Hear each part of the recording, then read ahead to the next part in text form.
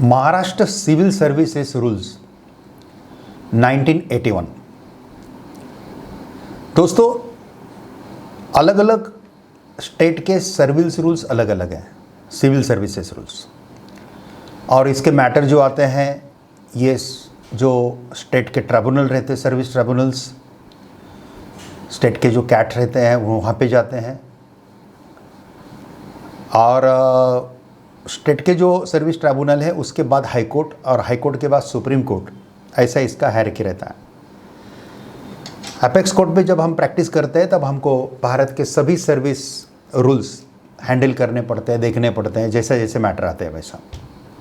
तो फिर हमने सोचा क्यों ना हम आपको भी भारत के अलग अलग स्टेट के सिविल सर्विसेज रूल्स के बारे में थोड़े अवगत कराएं, and for better understanding and for the legal practice of that particular state। Maharashtra में जो भी लॉयर है उनको भी इसका फ़ायदा होता है, और मैं महाराष्ट्रियन हूँ, तो उसके कारण मुझे ये वीडियो करते समय एक विशेष आनंद भी हो रहा है। तो चलो दोस्तों, अभी हम ये जो रूल्स हैं ये रूल्स देखते हैं। ये रूल्स में अलग अलग चैप्टर्स हैं, अलग अलग सेक्शंस हैं, उसमें अलग अलग चीज़ें एडमिनिस्ट्रेशन के एंगल से, रूल्स के एंगल से दी हुई हैं। मैं थोड़ा सा इसको थोड़ा एलेबरेट करता हूं ताकि मैं आपको अच्छी तरह से इसको बता पाऊं। इसमें जो चैप्टर हैं ये लगभग 5 प्रकार के चैप्टर हैं, 6 चैप्टर्स हैं। तो 6वां जो रिपल्स एंड सेविंग्स के बारे में है, और सेक्शन जो है ये 52 है।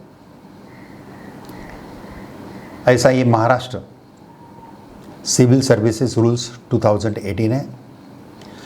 इसकी चैप्टर 1 में जो है ए short title and commencement, extent of application section 2 है, कौन से रीजन के लिए एप्लीकेबल है, तो obviously for Maharashtra state. Right to interpret obviously government को ही है, जुडिशरी को है। Power of relaxation, validity of terms and contracts,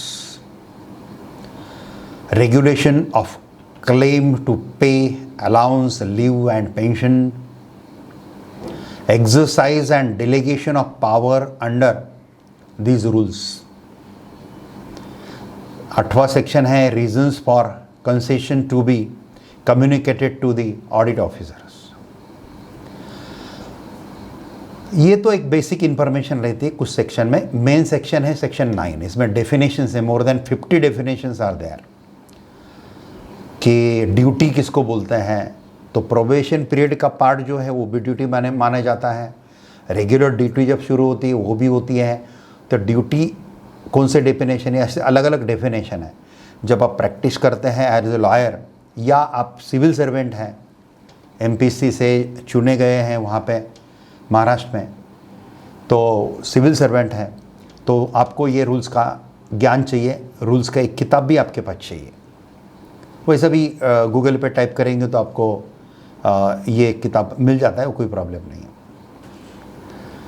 definition जो है ये चैप्टर 2 में है, सेक्शन 9 डेफिनेशन का ही। ये डेफिनेशन बहुत अलग अलग ढंग से अलग अलग डेफिनेशंस हैं जो आपका स्टेटस प्रॉपरली प्रोवाइड करती है। हम कुछ डेफिनेशंस को थोड़ा सा टच करेंगे, आपको बताएंगे। एज लिमिट जो सेक्शन 10 में है, चैप्टर 3 यहाँ पे शुरू होता है, general condition of services. Section 10 में age limit for recruitment to be pensionable service के लिए 28 के अंदर अगर आपका रिक्रूटमेंट होता है तो पेंशनेबल सर्विस होती है बाय रूल दिस रूल्स। लेकिन कुछ आर्मी सेवा के लिए इसके लिए कुछ एक्सेप्शंस रहता है। Certificate of physical fitness within 6 months आपने देना चाहिए, ये सेक्शन 11 बोलता है। Section 12 format of that medical certificate बोलता है। Section 13 who should sign that medical services, उसका शेड्यूल में दिया है medical certificate who can sign. ऐसे सेक्शन अलग अलग दिए हैं। Government servant with defect transferred to another office, किसी को अगर डिफेक्ट है तो अनदर ऑफिस को ट्रांसफ़र हो सकता है। खाली आई साइट का डिफेक्ट छोड़ के बाकी जो डिफेक्ट है डिफेक्ट का आदमी को निकाला नहीं जाता है, लेकिन he can be transfer to another office, इसका एक आधार वो सेक्शन 14 के अनुसार ले सकते हैं। सेक्शन 15 है production of medical certificate with in 6 months in temporary employment also. Entry in service book about medical examination section 16 है। ऐसे सेक्शन 17, सेक्शन 18 री एम्प्लॉयमेंट के हैं। कंडोलेशन ऑफ डिसेबिलिटी व्हेन परमिटेड, ये 19 सेक्शन है। एक्वायरिंग एंड सीजिंग ऑफ लीन, ये section 20। लीन के जो सेक्शन है 20, 21, 22, suspension of lien, retention of lien, 23, 24 suspension of lien retrospectively and consequential promotions, जो आगे के हैं उसके लिए जो लीन्स है, ये इसका भाई ये 4-5 सेक्शन इसके हैं। 25th सेक्शन भी उसके ऊपर ही है। 26 है transfer of lien to another post when transfer to post carries less pay is permissible वगैरह, ऐसे कुछ सेक्शन दिए हैं। ये चैप्टर बहुत बढ़िया चैप्टर है। इसमें आगे 30, 31, 32, 33, 34 सेक्शंस भी हैं। प्रोविडेंट फंड के बारे में, how to date of promotion is determine, promotion के डेट कैसे डिटरमाइन करते हैं, कमेंसमेंट डेट कैसे होते हैं, ये सब कुछ ये इसमें दिया है। बहुत माइन्यूटली ये रूल को रचा गया है, एक design, they have properly design that rules. Chapter 4 जो है वो maintenance of record of service है। इसमें 35 सेक्शन बोलता है maintenance of service record of gazetted government servant, and section 36 है maintenance of service record of non gazetted government servant. Maintain of service rules section 37 बोलता है।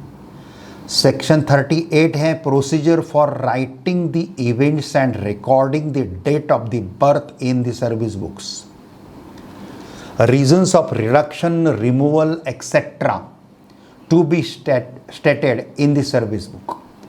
अगर किसी का रिडक्शन करते हैं, रिमूवल करते हैं, तो उसके रीज़न सर्विस बुक में लिखना ज़रूरी है। यह सेक्शन 29। कहाँ पे भी अगर सिस्टम में गड़बड़ होता है तो बेनिफिट ऑफ डाउट मिलता है, infringement of natural law justice जिसको हम बोलते हैं, नैसर्गिक न्याय डिनाई किया जाता है, तो ये ग्राउंड के ऊपर आपको जुडिशरी काफ़ी राहत देती है। इसलिए ये सर्विसेज हम रूल्स पढ़ने पड़ते हैं हमको जब हम एपेक्स कोर्ट में प्रैक्टिस करते थे, हाई कोर्ट में भी प्रैक्टिस करते समय ये रूल्स रेफर करने पड़ेंगे, और ट्रायल कोर्ट जो आपका ट्राइब्यूनल है सर्विस का, वहाँ तो लगते ही लगता है।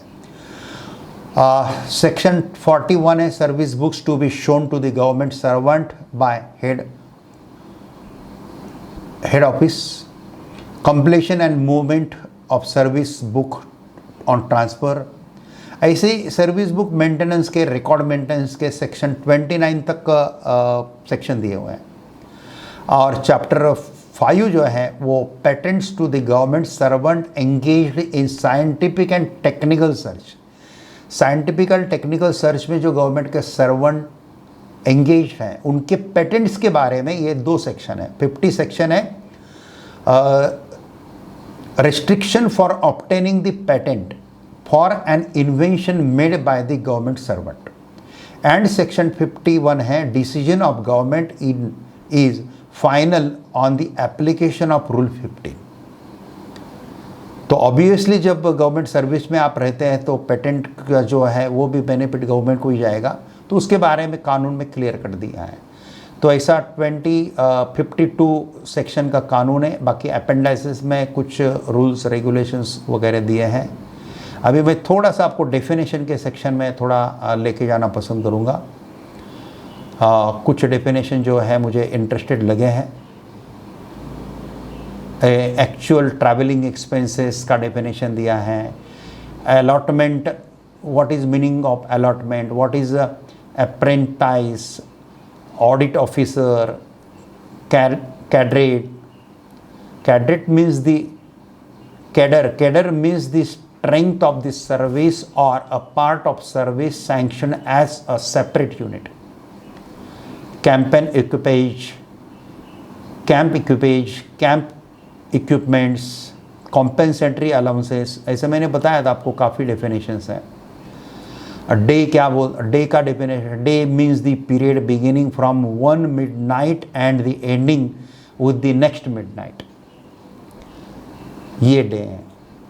सो ड्यूटी इंक्लूड्स, जो मैंने आपको ड्यूटी इंक्लूड्स में बहुत सारे सेक्शन है।